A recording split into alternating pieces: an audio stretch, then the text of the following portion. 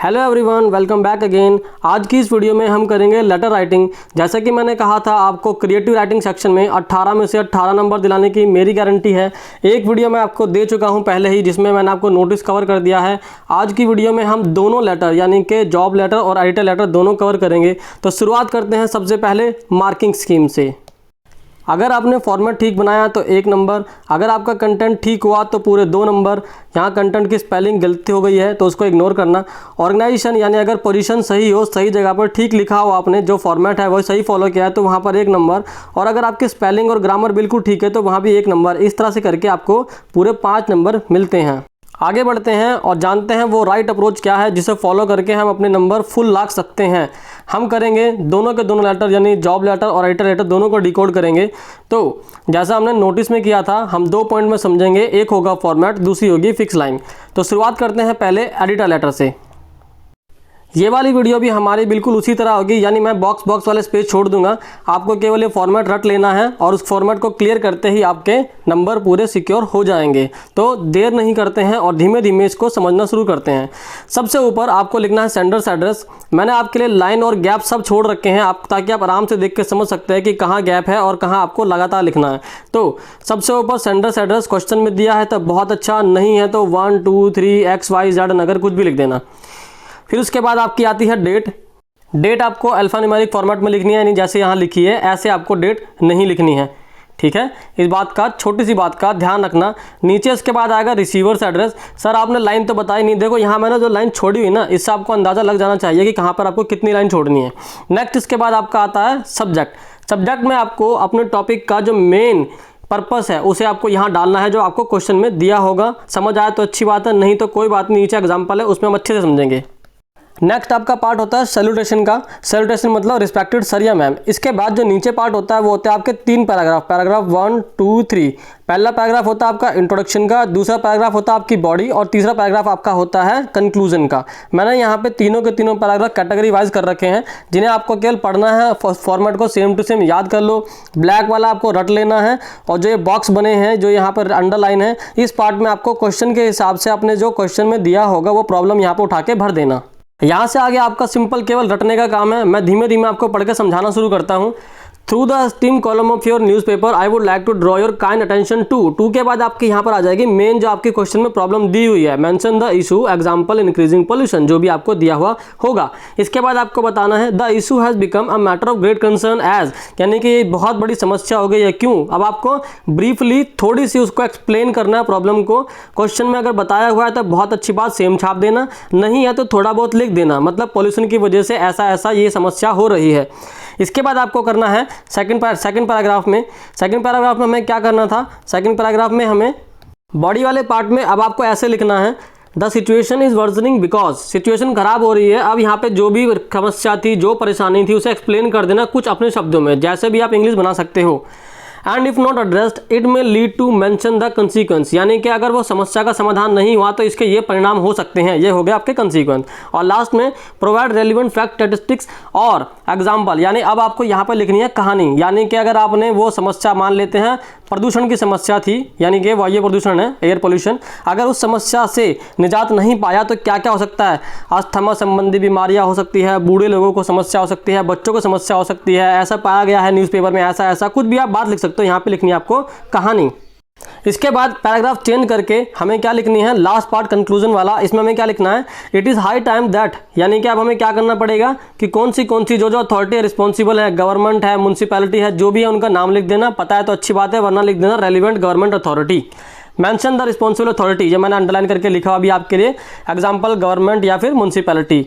फिर उसके बाद है take necessary steps such as suggest possible solution, अगर आपको पता है कि इसका क्या समाधान हो सकता है, मैंने एग्जाम्पल में लिखा है, उसमें देख के समझ लेंगे हम। आगे additionally citizen must also play there part by, यानी कि लोग क्या कर सकते हैं, यहाँ ये समाधान दीजिए। मान लीजिए कि पोल्यूशन था तो लोगों को हम क्या हिदायत देंगे कि आग ना जलाएं, यानी धुआं ना फैलाएं, गाड़ियों का प्रयोग किस प्रकार से करें, ऐसे एग्जाम्पल के तौर पर आप कुछ भी लिख सकते हैं।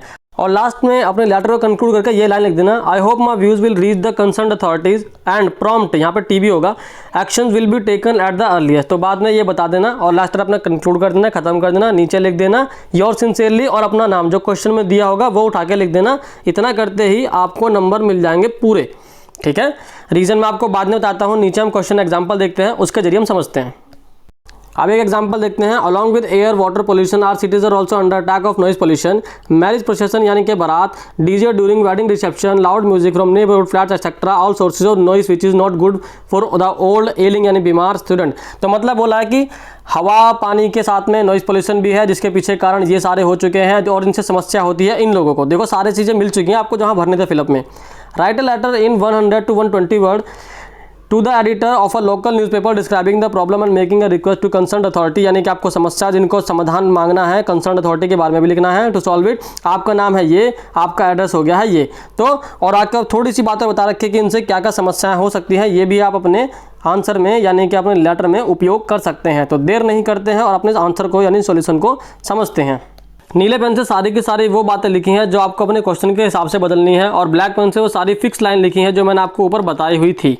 तो सबसे ऊपर आपने डाल दिया सेंडर्स एड्रेस जो आपको क्वेश्चन में दिया था, मैंने आपको दिखाया था। उसके बाद आपने डेट डाल दी है, फॉर्मेट देख लो। इसके बाद आपने एक लाइन छोड़ दिया, इसके बाद आपने डाला रिसीवर्स एड्रेस, द एडिटर लिखा मैंने। उसके बाद द टाइम्स ऑफ इंडिया और ये डाल दिया। आपको ये कंफर्म नहीं है तो 1100XX ऐसे डाल देना, कोई दिक्कत नहीं है। इसके बाद आपका आता है सब्जेक्ट में मैंने लिखा है concern over the rising noise pollution. जैसे मैंने अंडरलाइन किया आप भी ऐसे ही अंडरलाइन कर देना इस वाली बात को।